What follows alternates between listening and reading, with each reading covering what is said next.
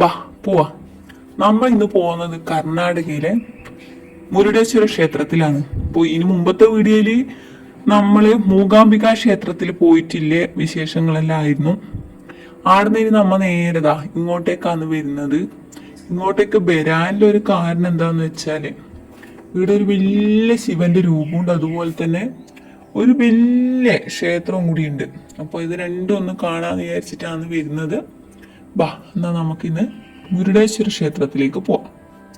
അങ്ങനെ നമ്മൾ ഇവിടെ എത്തിയിട്ടുണ്ട്. മൂകാംബിക ക്ഷേത്രത്തിൽ നിന്ന് എനിക്ക് തോന്നുന്നു ഏകദേശം ഒരു 63 കിലോമീറ്റർ അത്രയും ഇല്ലൂട്ടാ ഇങ്ങോട്ടേക്ക് വരാൻ.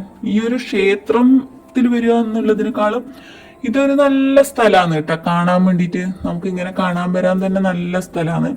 ക്ഷേത്രത്തിലേക്കായിട്ട് വരുന്നതിനേക്കാളും ഇതൊരു ടൂറിസ്റ്റ് പ്ലേസ് എന്നുള്ള രീതിയിൽ നിങ്ങൾക്ക് ഇങ്ങോട്ടേക്ക് വരാവുന്നതാണ്. നമ്മ ഇപ്പം കാണുന്ന ഈ ഒരു ഗോപുരം ഇതിന് 249 അടി ഉയരാണ് ഉള്ളത്. ഇത് നമ്മുടെ ഏഷ്യയിലെ തന്നെ ഏറ്റവും വലിയൊരു ഗോപുരമാണ് കേട്ടോ ഇത്.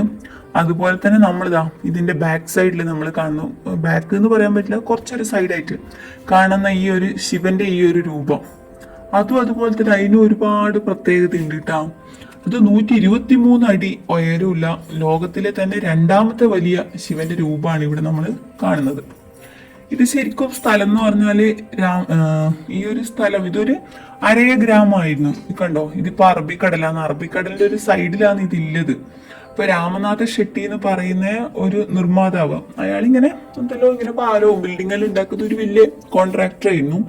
അപ്പൊ അദ്ദേഹത്തിന്റെ മനസ്സിൽ തോന്നിയ ഒരു ഐഡിയ ആണിത്.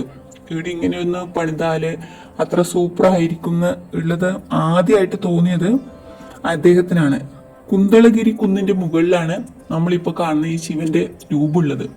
അപ്പൊ നല്ലൊരു സ്ഥലം എന്ന് പറഞ്ഞാല് അത്ര നല്ലൊരു സ്ഥലം, പ്രകൃതി നമുക്ക് വേണ്ടിയിട്ട് അത്രയും നല്ല അടിപൊളിയാക്കിയിട്ട് ഒരുക്കി വെച്ചൊരു സ്ഥലമാണിത്. അപ്പൊ നിങ്ങൾ എന്തായാലും പിന്നെ ഈ ഒരു ഭാഗത്തേക്ക് നിങ്ങൾ വരുന്നുണ്ടെങ്കിൽ, മൂകാംബികയിലേക്കോ കർണാടകയിലേക്കോ ബാംഗ്ലൂരേക്കോ അങ്ങനെ ടൂറിനെല്ലാം വരുന്നവരെല്ലാം ഉണ്ടെങ്കിൽ ഈ ഒരു സ്ഥലം നിങ്ങൾ മിസ് ചെയ്യാണ്ട് കേട്ടാ. കാരണം ഒരു നഷ്ടമില്ല ഇങ്ങോട്ടേക്ക് വന്നാൽ.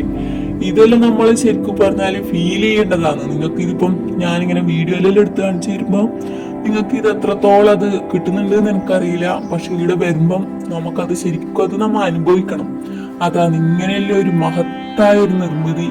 അത് നമ്മ ഇങ്ങനെ കാണുവാടാ. അതുമല്ല നമ്മ അവിടെ പോയ സമയത്ത് അവിടെ മഴയും ഉണ്ട് നല്ലോണം. അപ്പൊ അങ്ങനെ നല്ലൊരു തണുത്തൊരു അന്തരീക്ഷത്തില് നമ്മളവിടെ എത്തിയത്. അപ്പൊ അതാ ഇതിന്റെ ഉള്ളിലേക്ക് നമ്മൾ ആദ്യം പോന്ന്. മുമ്പ് തന്നെ വലിയ 2 ആനേന്റെ എല്ലാം രൂപമുണ്ട്. നമ്മൾ ആദ്യം ക്ഷേത്രത്തിന്റെ ഉള്ളിലേക്കാണ് കേട്ടാ പോന്ന്. അപ്പൊ അതാ ഇതുപോലെ കുറെ സ്റ്റെപ്പെല്ലാം കയറി അങ്ങനെ വേണം പോവാൻ. വേറൊന്നും ആടാ നമ്മളെ തടഞ്ഞു വെക്കലോ പരിശോധന അങ്ങനെയൊന്നും ഇല്ല കേട്ടാ. ചെരുപ്പ് കൊടുക്കണമെന്നാണെങ്കിൽ അപ്പുറത്ത് കൊടുക്കുക. എന്നിട്ട് ഇതുപോലെ സ്റ്റെപ്പ് കയറി കയറി മുകളിലോട്ടേക്ക് വരിക. ഒരുപാട് നല്ല നല്ല കൊത്തുപണിയും നല്ല നല്ല അടിപൊളിയായിട്ടുണ്ട്.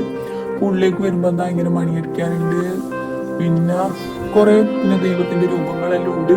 അപ്പോൾ പ്രാർത്ഥിക്കണം എന്നല്ലവർക്ക് ഇതിൻ്റെ ഉള്ളിലേക്ക് വന്നിട്ട് ഇതുപോലെ പ്രാർത്ഥനയെല്ലാം നടത്തി.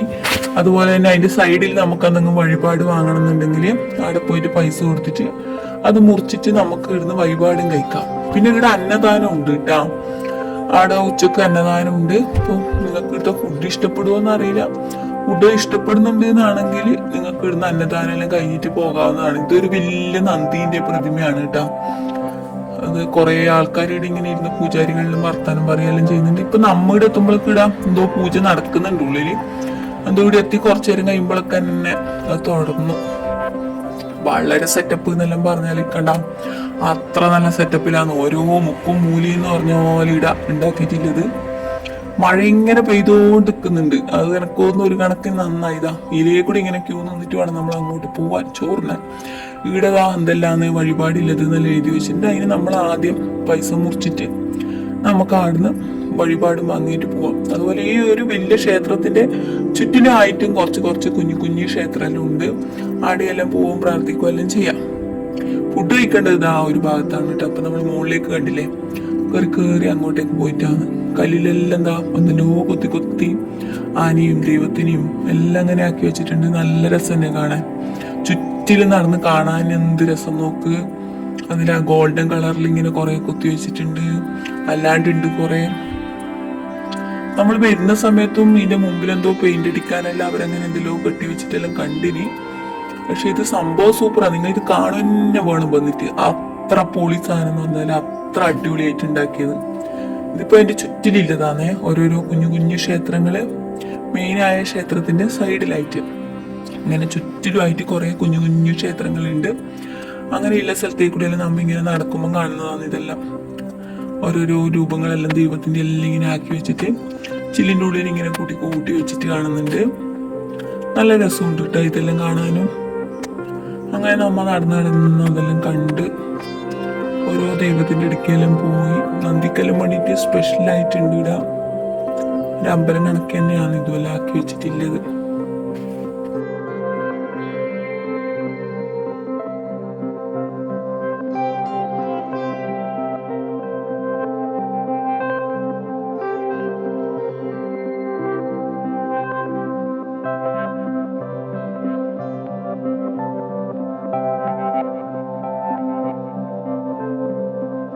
അങ്ങനെ നമ്മതാ അതിന്റെ ഉള്ളെല്ലാം ചുറ്റി അപ്പൊ അടുക്കേ കൂടെ ഒന്ന് ആ ശിവന്റെ രൂപം നമ്മൾ കണ്ടിട്ടുണ്ടായിരുന്നു.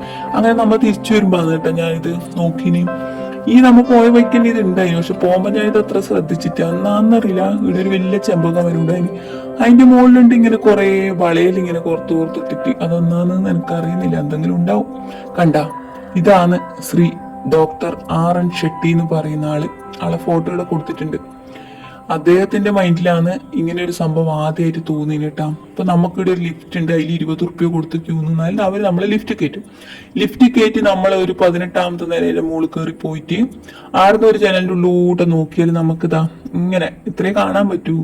അപ്പോൾ ശിവന്റെ രൂപവും താഴെയുള്ളതെല്ലാം കാണാൻ പറ്റും. നിങ്ങൾ ഇതിന് വേണ്ടിയിട്ട് കുറെ നേരം അങ്ങനെ നിന്ന് മെനക്കെടണമെന്നൊന്നും പറയില്ല. അപ്പുറത്തേക്കൂടെ പോയാൽ അടുത്തുനിന്ന് ശരിക്കും കാണാം. ഇങ്ങനെ ഒരു വ്യൂ പോയിന്റ് വലിയ കണക്കിന് ഇവിടെ ഉണ്ട്. നമുക്ക് 20 റുപ്യ കൊടുത്ത് ക്യൂ നിന്നാൽ ഇതിന്റെ മുകളിൽ കയറിയിട്ട് നമുക്ക് താഴോട്ടേക്കുള്ള കാഴ്ചയെല്ലാം കാണാം.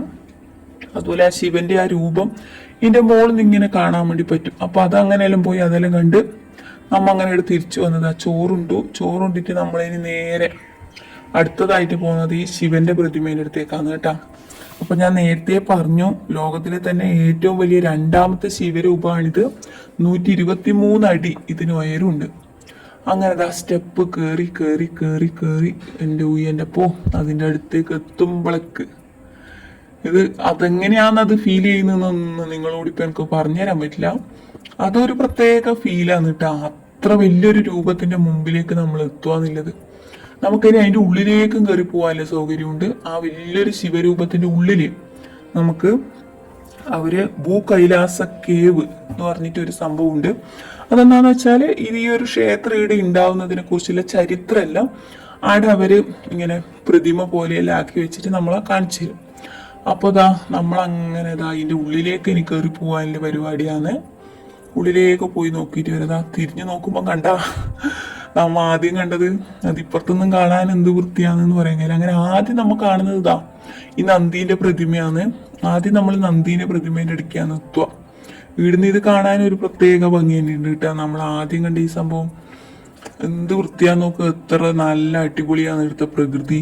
ആ മഴയും കൂടി പോയതുകൊണ്ട് ഇവിടെ ഇപ്പൊ നല്ല പോളി വൈബ് എന്നെല്ലാം പറഞ്ഞാല് പോളി വൈബാണ്.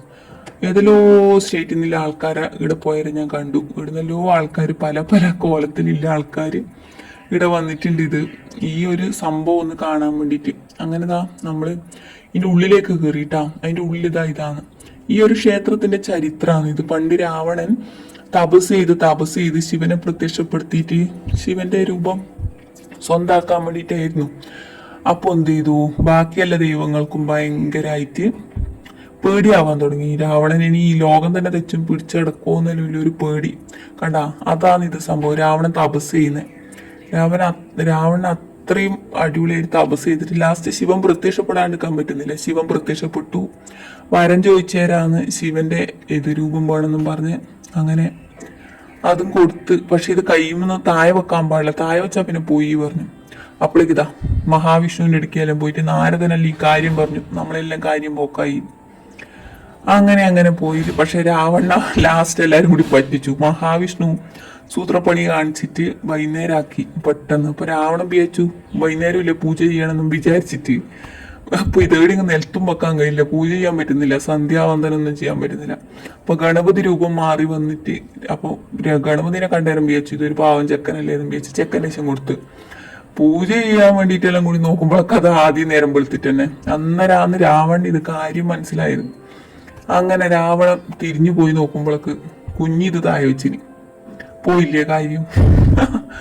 പിന്നെ അങ്ങനെ ആകെ ദേഷ്യം വന്ന രാവണൻ എന്ത് ചെയ്തു, ആ ശിവലിംഗം എടുത്ത് എറിഞ്ഞ് പൊട്ടിച്ച് അതിന്റെ ഓരോ കഷ്ണം ഓരോ സ്ഥലത്തായിട്ട് പോയി വീണു. അതിൻ്റെ അകത്തുനിന്ന് ഒരു കഷ്ണം വീണ സ്ഥലമാണ് ഇത് എന്നാണ് ഒരു സങ്കല്പം. അങ്ങനെ ഓരോ സ്ഥലത്ത് വീണ ശിവലിംഗം ഓരോ തരത്തിലാണ് അറിയപ്പെടുന്നത്. അപ്പൊ അതിന്റെ എല്ലാ രൂപങ്ങൾ നമുക്ക് ഇവിടെ കാണാൻ വേണ്ടി സാധിക്കും കേട്ടോ.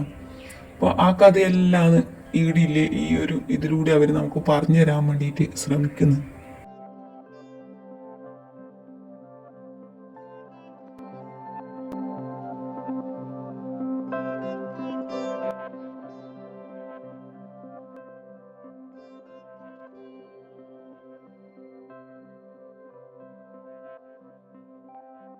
അങ്ങനെ നമ്മളിതാ ആ കേവ് നിന്ന് പുറത്തേക്ക് ഇറങ്ങി. അന്നേരം നമ്മ ഇതാ ഇതെല്ലാം കാണുന്ന കേട്ടോ. ഇവിടെ ഒരു വലിയൊരു സൂര്യ ഭഗവാന്റെ ഒരു രൂപം, ഒരു രഥം, അങ്ങനെയെല്ലാം ഉണ്ട്. സത്യം പറയാലോ ഈ ഒരു സ്ഥലത്ത് വന്നിട്ട് നിങ്ങളോട് ഇവിടുന്ന് ഇനി അങ്ങോട്ടേക്ക് വാ പോവാന്ന് പറയാൻ എനിക്ക് തോന്നുന്നില്ല. അത്ര പൊളി സ്ഥലം. എന്തായാലും വരുക കാണുക. Thank you.